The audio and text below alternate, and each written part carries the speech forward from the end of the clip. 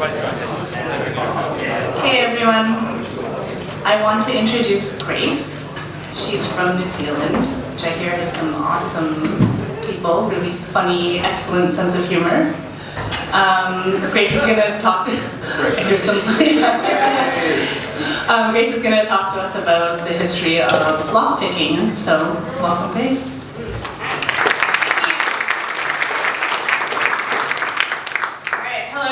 So some of you may have seen this talk before, so don't worry, I've added in some fresh content. This is the extended, uncut Shadow Brokers leaked version, so I've made sure to include some fresh things in there.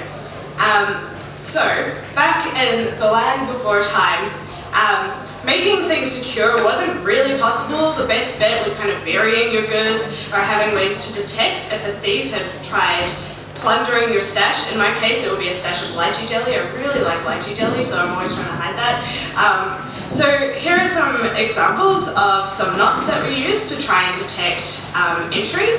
So these are two really similar knots, but to the trained eye, you can see the difference. So this top one here is a reef knot, and the bottom one is a thief knot. So as you can see, the different way that it's tied means that the end strings go in different directions.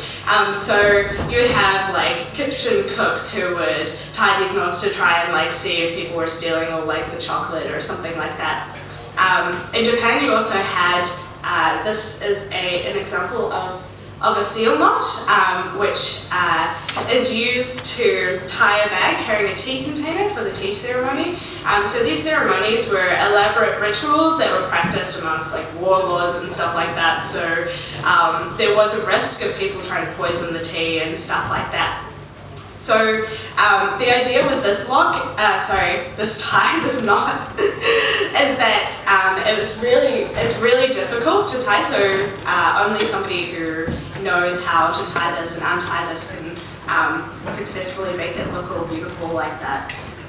But now let's head to Mesopotamia. Did I say that right? It's this. It's kind of hard to see on that map. So in this area here, they had these things called these clay seals.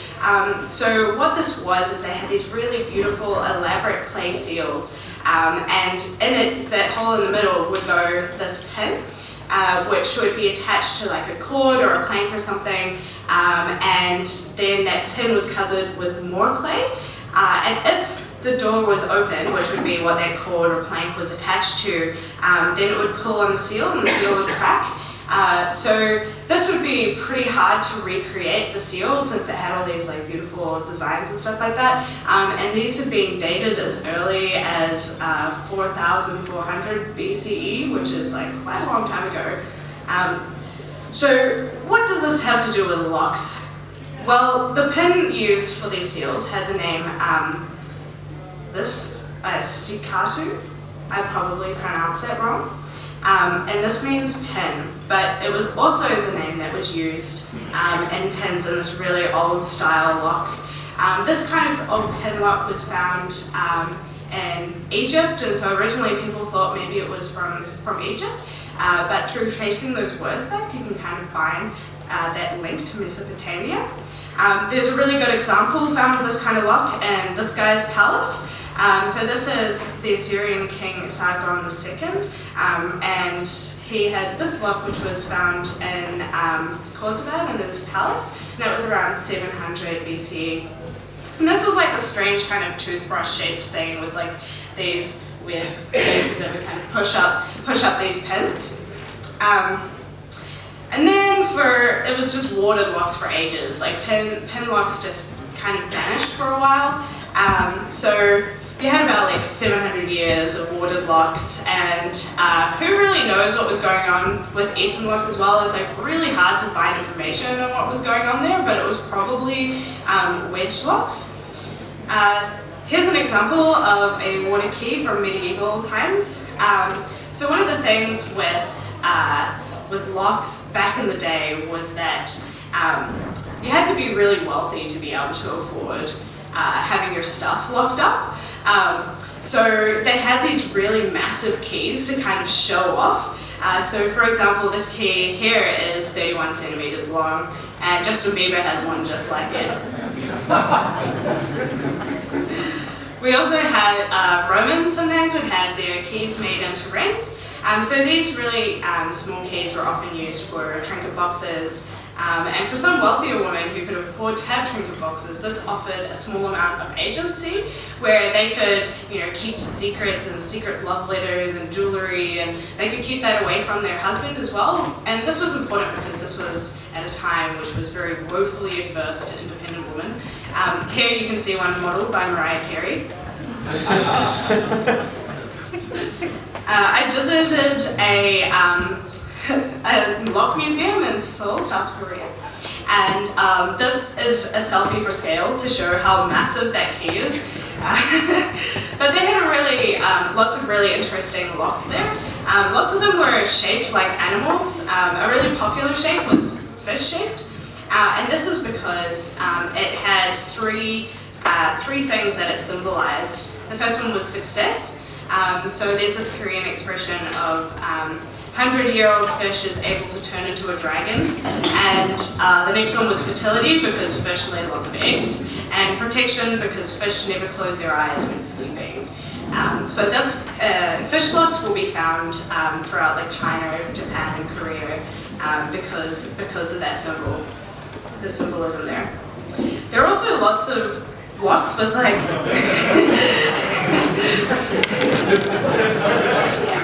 don't feel like I need to explain that one. Here's some more. This is a turtle and some mice. I don't know why they designed their locks this way. There's another lock, this one, which I thought was kind of interesting.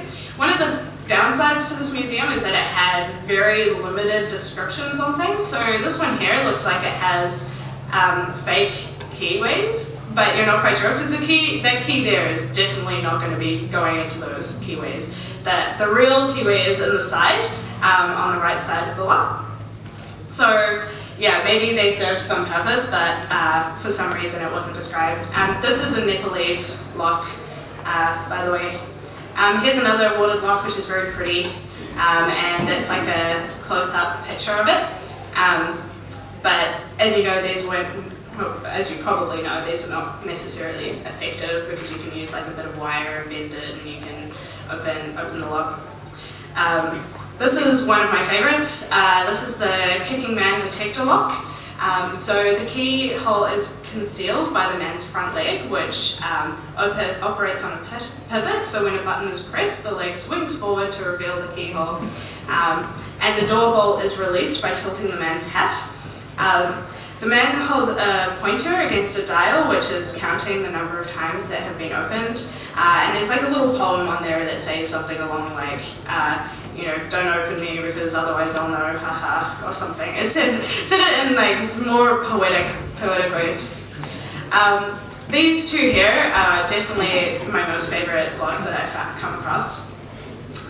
So you have the lion. And that one, if you try picking it and you mess up, it clamps down on your hand. And the lock on the left has a small pistol embedded in the top right corner. If you can see that there, that's where the pistol is. There was also this big thing about key charms. So this red flag was like this big. And that disc was like the size of a dinner plate. So they had these really beautiful key charms that would often have symbols like fertility again or fish or whatever. But again, it kind of sends this message of, like, I'm really wealthy and I have really important stuff that I need locking up and you can't get in, haha. Which, is the modern day equivalent is something like this.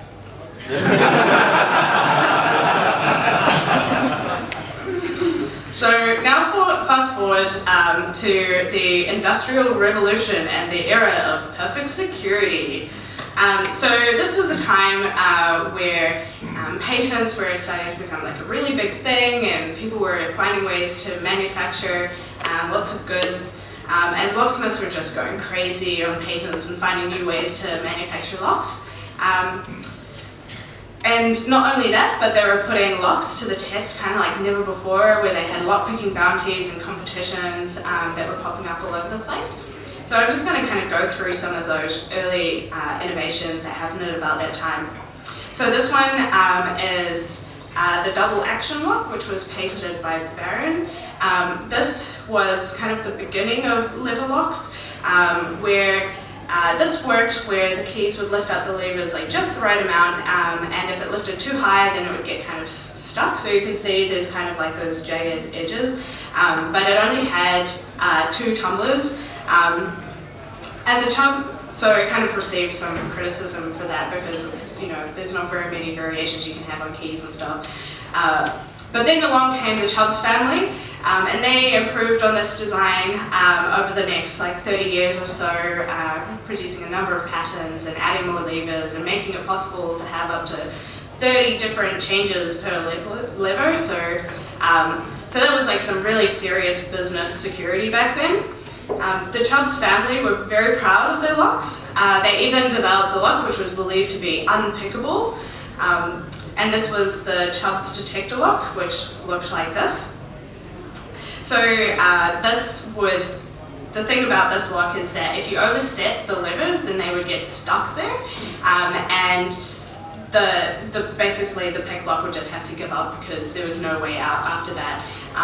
And you'd have to, send a message via horseback to your locksmith and say, help, somebody's tried breaking into my house, but they failed, which is good, but now I also can't get into my house. And they would have to bring along their another key which they would use, and they would turn it in the opposite direction to reset the levers, so then the lock was operational again.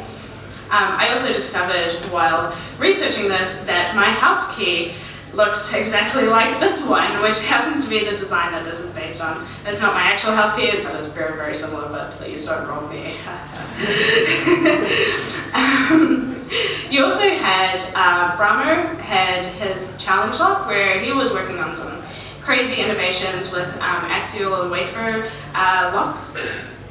And he was so confident in this lock that he had it sitting in his shop window for decades, waiting to be picked, and he had a massive bounty on it, which was 200 guineas, roughly the equivalent in cash money of $20,000. Sorry, the image of the mechanism isn't very clear. But the point is with these locks is that it kind of comes down to time. Usually that's how the security rating is measured, is how long does it take to pick these locks. So a lot of people would try and use security through obscurity and trying to find all these like wacky ways of trying to stop people from picking locks, even though it wasn't using actual security, if that makes sense. I'm sure you're kind of all familiar with these concepts. So let's talk about the Great Exhibition. So this was held at the Crystal Meth Palace in England.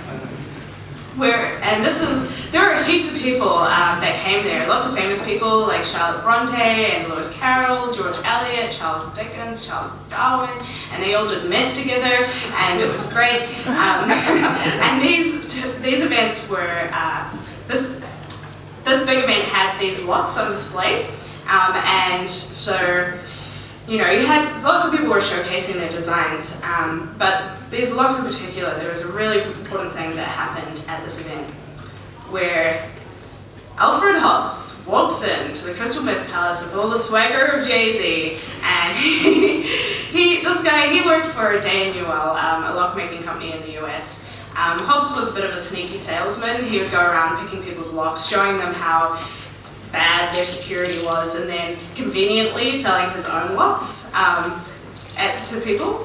So what he did is he went and picked these locks. So the Hobbs Raymer challenge lock, that attempt required about 51 hours spent over 16 days, and he eventually got there.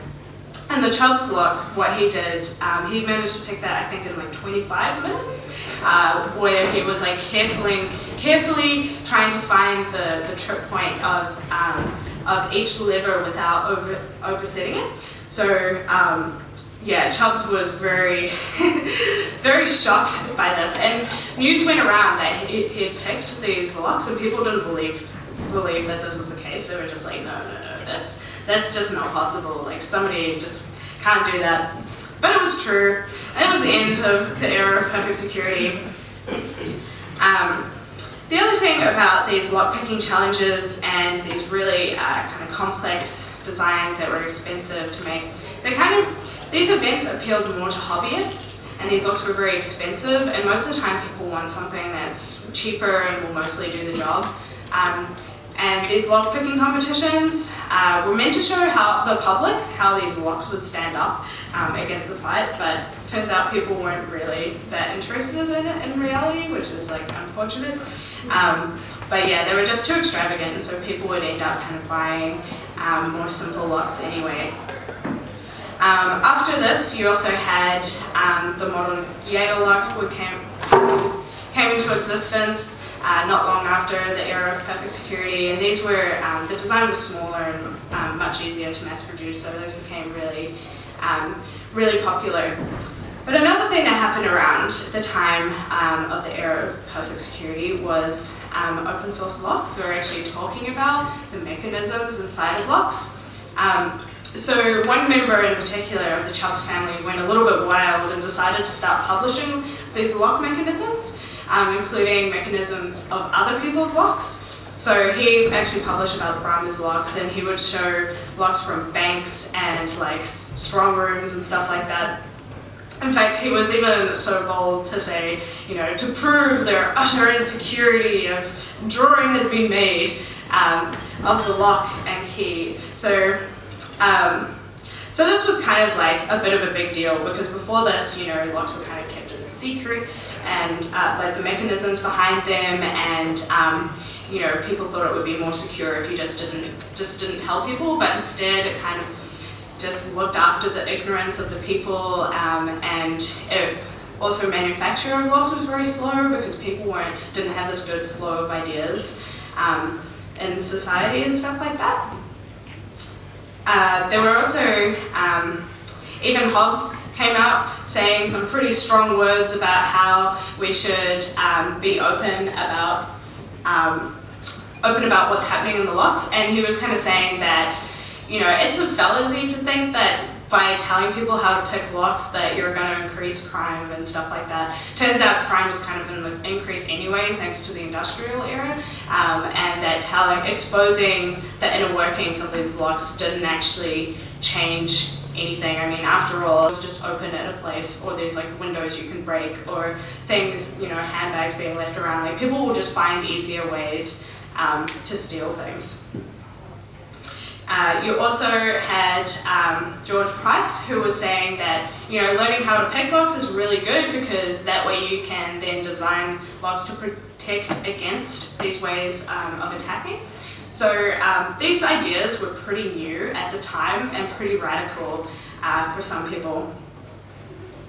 So next, when I was kind of going through this, I realized that when I was reading about all these locksmiths, that they're all men, and I was like, maybe there's like some women who have done this stuff, who've done something interesting. And I had a look, and there was this article, and I was like, cool, there's some names. So I decided to like Google those, and there was like just nothing really that came up for either of these names. And then in fact, turns out that this post had just been like reposted, these all from different websites, and say roughly the same thing. So I just thought I'd put like a little bit of a shout out there, because it was really hard to find information on non-European locks and women in locksmithing. So, you know, if you know stuff, then yeah, feel free to put it out on the internet, because that would really do wonders for like the people coming through. So now I'm just going to leave you with a short story about this guy called Adamsworth. And this guy, he's the real life criminal that Dr. Moriarty from Sherlock Holmes is based on. So what he did is, he did a massive jewellery heist in Africa. And the way that he did this is, he was playing chess with a postmaster who he knew had access to the post, which he knew contained some very valuable diamonds and jewelry. So he became friends with this guy, and he played chess with him for 3 months, got to know him, they became like best buddies, and then he started sending packages to himself. And what he did is he would go in at closing time, and the postmaster was like, oh, hey buddy, yeah, you want to get your stuff? No worries, here, have my keys, just like go in, help yourself, you're all good. So what he did is he promptly made wax copies of the keys, subsequently stole the jewellery, travelled back to London where he sold it in his legit jewellery dealership. And the only reason that we know he did this crime is because he confessed before he died to a detective many years later. But he got away with it at the time. So the point is remember, the easiest way to open a lock is with the key. Thank you.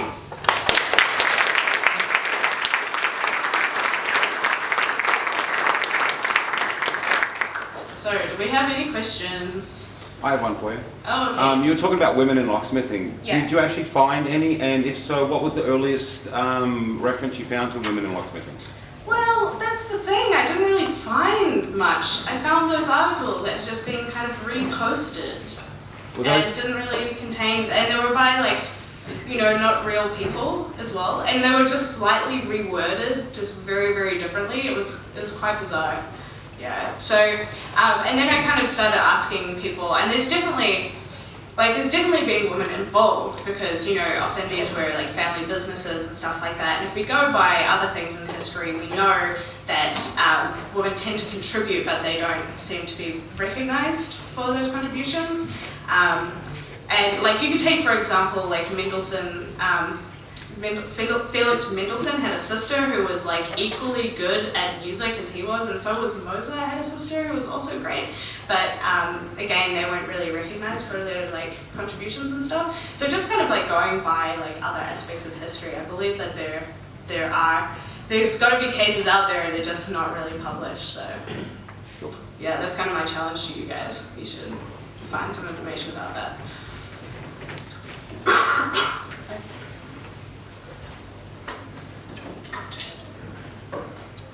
The lock you had towards the beginning of your presentation that had the 2 fake watered keyways on it, you said it had a side entry keyway. Have you got an actual photo of the keyway on that? No. Or would I Google to find it? I possibly can. I'm pretty sure I took this one here, right? Yes. Yeah, I'm pretty sure I took a photo of it, of the side one, but I just have to go back and find it because it wasn't right next to it when I put this in my slides. So. Alright, thank you. If you want me to share it, then you can contact me and I can dig up that photo for you. But I think it was like this kind of, you know, like the capital I shape was the shape of the keyway, kind of with the 2 things. Anyway. Okay, on the shaft there, they didn't have anything to do with it. That was just for decoration, yeah. Sorry, the central part of the shaft of the key. That was just decoration, yeah. Yeah, I think so. So like just like the bumps and stuff, yeah, they were just for just for looking nice.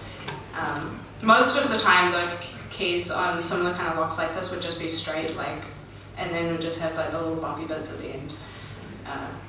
And the rest was just decoration. Yeah. Anything else? No? Alright, well thank you very much.